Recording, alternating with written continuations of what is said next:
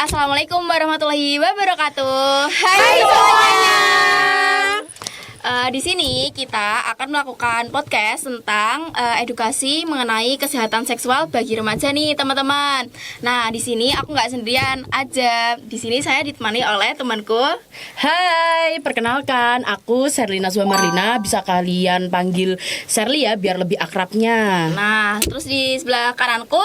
Hai, aku Melisa Lestari. Kalian bisa panggil aku Melisa ya. Nah di sini ada kakak-kakak yang ganteng nih guys. Coba kenalin dong kak. Siapa Halo namanya? Semua. Nama saya adalah Raka Harits Abdul Ghani, bisa dipanggil saya Raka.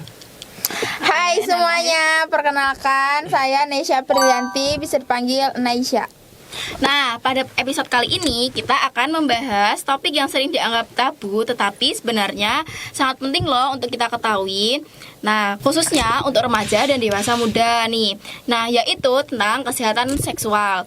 Untuk membantu kita memahami topik ini lebih dalam, hari ini sudah hadir narasumber teman-teman kita yang ada di sini untuk membahas kesehatan seksual ya teman-teman. Nah teman-teman, mungkin masih banyak dari kita semua yang belum memahami nih definisi kesehatan seksual itu apa sih sebenarnya. Nanti bisa dijelaskan oleh teman-teman yang ada di sini.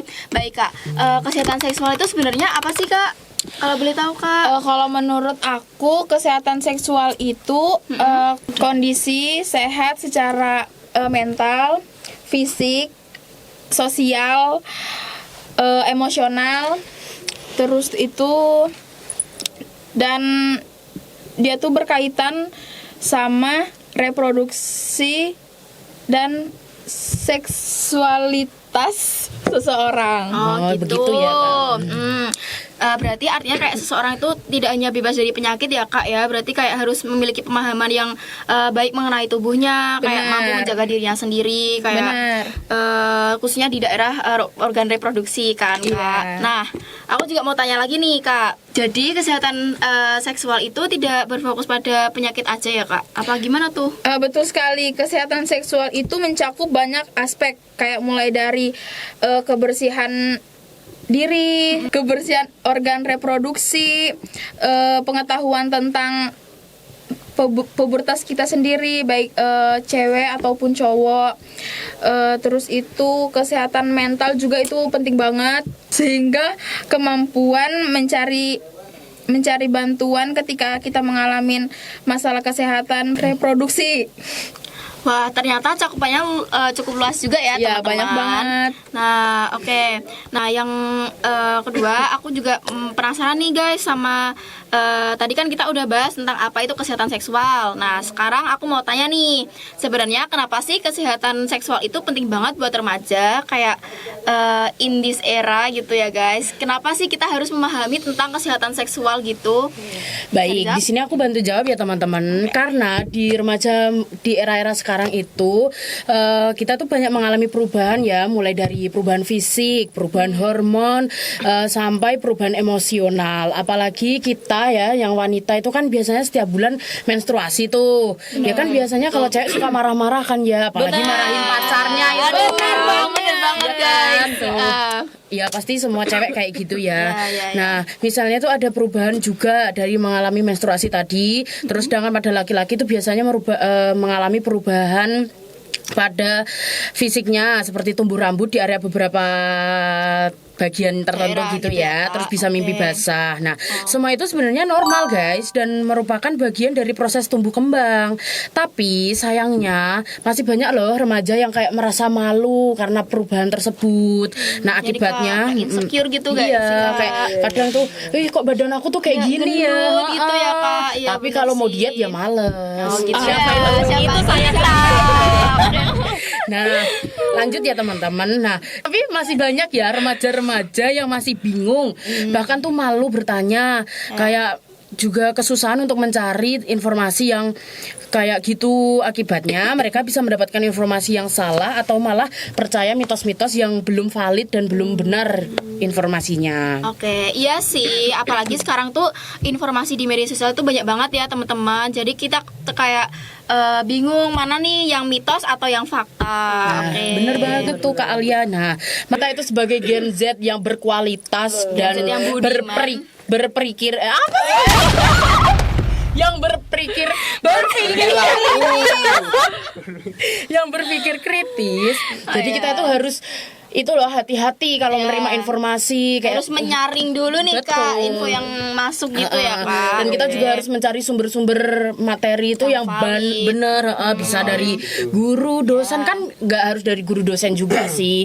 Kita kan udah punya handphone nih, handphone kita tuh betul. canggih loh. Ada ChatGPT guys. Nah, itu andalan mahasiswa. Yes, itu dia. Kita tuh Tapi nggak boleh semuanya di ChatGPT ya. Oh, kakaknya enggak ya berarti. Oh, benar. Nah, kalau kalian masih kayak misinformasi ya, kayak bisa ketik kayak apa sih tanda-tanda kayak gini, apa sih kayak ini gitu. Sekarang tuh gampang banget guys, sudah canggih. Iya, betul. Nah, dengan memahami kesehatan seksual kita tuh jadi bisa mengenal tubuh kita sendiri loh, kayak tahu bagaimana cara jaganya, gimana cara ngebersihin area-area reproduksi kita agar tetap benar terjaga. nih. Oke. Apalagi kan nggak mau ya nanti kalau udah menikah terus suaminya dan istrinya tuh mendapatkan barang zong gitu. Kan, jadi kita harus rajin-rajin ya teman-teman. Rajin-rajin banget bersihin kayak gitu. Ya, Nah, dan lebih peka. Bersihin. Dan lebih peka kalau ada sesuatu yang tidak biasa kayak biasanya ya kayak mohon maaf kayak tiba-tiba itu biasa sering terjadi juga di wanita itu kayak area payudara kan timbul benjolan itu juga kalian harus hati-hati loh Iya teman-teman. guys, kalian harus periksa ya guys, kayak ke puskesmas atau ke rumah sakit terdekat kalian gitu. Betul banget. Pokoknya itu kalian harus menyadari diri kalian apa sih yang berubah dari aku gitu. Nah, betul. Oke. Nah, kalau ngomongin menjaga kesehatan seksual, hal sederhana apa yang bisa kita lakukan sehari-hari itu apa aja sih, Kak? Sebenarnya itu tuh gampang banget dan sederhana loh teman-teman. Kayak salah satunya ya menjaga kebersihan organ reproduksi itu kayak karena kalau bersih kebersihannya kurang terjaga itu area reproduksi bisa menjadi tempat berkembangnya bakteri atau jamur. Apalagi kita ya sebagai wanita itu selang apanya itu ya Apa ya, Kak? Bagian ya pokoknya selang area reproduksi itu lebih pendek dari laki-laki. Kita tuh jadi lebih rawan gampang banget, guys, terkena penyakit seperti reproduksi. itu. Ya Benar. paling gampangnya tuh ISK atau infeksi saluran kemih. Itu banyak banget anak remaja yang sering terkena itu ya guys. Jadi kalian harus harus hati-hati. dan selalu menjaga kebersihan organ reproduksi. Betul. Oke, nah berarti kebiasaan sehari-hari itu juga berpengaruh banget ya Kak. Iya dong. Kayak gitu. Betul. Nah, kita juga harus sering mandi ya. Jangan malas Siapa yang mandi. siapa yang Jangan malas keramas juga. bener guys, Ya, pokoknya kita tuh harus mandi secara teratur. Biasanya itu mandi satu kali berapa kali sih, Kak? satu hari berapa kali sih Kak? Satu hari biasanya ya 3 kali lah ya. Bersih banget nih berarti ya. Kalau kakaknya Kalau berapa kakaknya nih? berapa nih Kak? Coba dijawab dong Kak. Satu katanya. nego dua. Siang atau malam gitu. Kalau kakaknya Kalau aku sih nggak sering mandi, tapi selalu dibersihin. Oke, berarti dengan aman cara ya. dengan cara Cara mencuci dan digosok. Aduh, digosok. Oke, nah Oke. lanjut ya guys. Nah kadang ada juga yang suka pakai berbagai produk pembersih karena merasa biar lebih bersih dan fresh ya Kak. Nah itu gimana sih? Itu gimana sih? Itu boleh nggak sih Kak? Apa gimana gitu? Ya sebenarnya itu nggak semua produk itu bisa digunakan dan itu tidak dianjurkan oleh dokter ya karena pasti kan ada bahan-bahan kimia. Oh, iya, benar ya karena biasanya itu bahan kimia yang terlalu keras justru malah mengganggu keseimbangan alami area kewanitaan kita gitu. Jadi kalian jangan ini ya kemakan iklan ya guys yang ada di TikTok. Banyak banget sekarang iklan-iklan tuh yang bikin menggiurkan gitu. Apalagi kayak dikasih parfum Iya. biar Nah itu, Aduh, jangan guys, tidak nanti disarankan ya, merusak guys. harus keseimbangan sharing-sharing pH-nya lagi ya guys. bener atau enggaknya itu. Nah, oke. Nah, kalau misal nih ada keluhan tertentu, kapan sih seseorang perlu mulai waspada, Kak? Nah kalau kayak muncul seperti kalian bisa mulai waspada itu dari seperti muncul gatal-gatal, nyeri, bau yang tidak biasa atau keluhan yang tidak nyaman. Biasanya wanita kan kayak ada yang keputihan gitu ya. Terus kayak gatal-gatal kayak gitu. Itu kan bikin gak nyaman kita banget kan ya. Nah sebaiknya itu segera kita konsultasikan kepada dokter biar cepat tertangani dan tidak menjadikan penyakit yang berbahaya lainnya. Benar sih, Kak. Oke, baik. Nah, berarti intinya kesehatan seksual itu bukan cuma soal organ reproduksi ya, teman-teman. Nah, tetapi juga bagaimana sih cara kita memahami nih cara merawat dengan baik dan menjaga dengan baik gitu. Nah, Betul sekali. Semakin kita mengenal dan menjaga tubuh kita, semakin mudah juga untuk mencegah berbagai masalah yang datang ke kita ya. Betul sekali. Nah, menarik banget ya teman-teman. Jadi jangan malu untuk belajar tentang kesehatan seksual karena itu juga bagian penting dari menjaga kesehatan diri kita sendiri. Oke, lanjut ya guys. Kita mau nanya-nanya lagi nih ke tadi kan udah dijawab sama si Kak Sherly. Nah, kita kan belum nih ketiga narasumber ini. Kita mau nanya dulu tentang topik berikutnya yaitu penyakit menular seksual atau PMS. Nah, bisa dijelaskan secara singkat sih Kak, apa sih itu penyakit menular seksual itu? Oke, jadi penyakit menular seksual atau yang biasa sering kita sebut PMS, Yes. itu tuh penyakit yang bisa menular karena melalui aktivitas seksual. Oh gitu. Iya, penyebabnya tuh bisa bermacam-macam, mulai dari virus, bakteri, serta parasit. Oh gitu Iya. ya. Contoh penyakitnya tuh ada HIV/AIDS. Pasti tau kalian kan? ini kan Nggak asing ya, banget guys. banget kan. Apalagi HIV itu bahaya banget loh Iya, teman-teman. Nggak bahaya ada banget. obatnya, hati-hati loh ya. Iya, terus sifilis, gonore, Nah, itu itu sering bahaya banget tuh banget sih, cowok-cowok guys. ketemu itu. Nah. Cowok-cowok warning. Oh benar ya Cuma guys. cewek loh ya yang harus hati-hati. Iya, Jangan cewek cowok serta juga. kelamin. Cowok Iya. warning ya. Oke. Iya. Nah, apa sih Kak dampaknya jika penyakit tersebut tuh tidak ditangani dengan benar? Bisa bahaya kah atau gimana Kak?